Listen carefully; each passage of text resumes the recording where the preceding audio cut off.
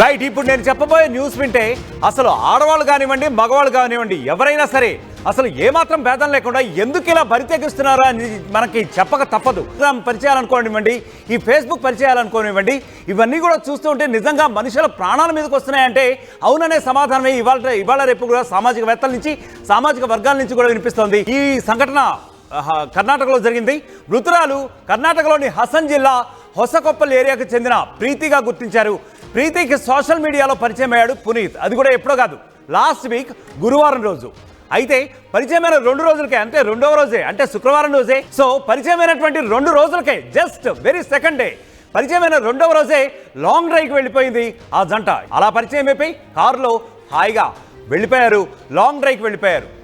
అలా వెళ్ళి ఓ లాడ్జ్లో ఏకాంతంగా అనుకున్నట్టుగా గడిపారు. కత్తరగట్ట అడవిలోకి మళ్ళీ వెళ్ళారు. అంటే లాడ్జ్లో ఎంజాయ్ చేయాల్సిందంతా చేశారు, ఓ రోజంతా స్పెండ్ చేశారు. ఆ తర్వాత ఇంకా వాళ్ళ డిజైర్స్ తీరలేదండి. ఎవరికైనా సరే కొంతవరకు హద్దు ఉంటుంది. పునీత్ ఎప్పుడైతే ఆమె ఫిజికల్ డిజైర్ మళ్ళీ తీర్చాలని ఒప్పుకోలేదో ఇక బూతులు తిట్టడం స్టార్ట్ చేసింది. ఇద్దరి మధ్య కూడా చాలా పెద్ద గొడవ జరిగినట్లుగా తెలుస్తోంది.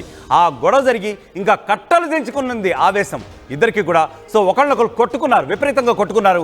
ఆ తర్వాత ఇంకా ఎంతైనా సహజసిద్ధంగా మగవాడే బలంగా ఉంటాడు కదా, కోపంలో ప్రీతి తలపై ఒక రాయి తీసి టపీమని చెప్పి ఆమె నెత్తిన కొట్టేశాడు.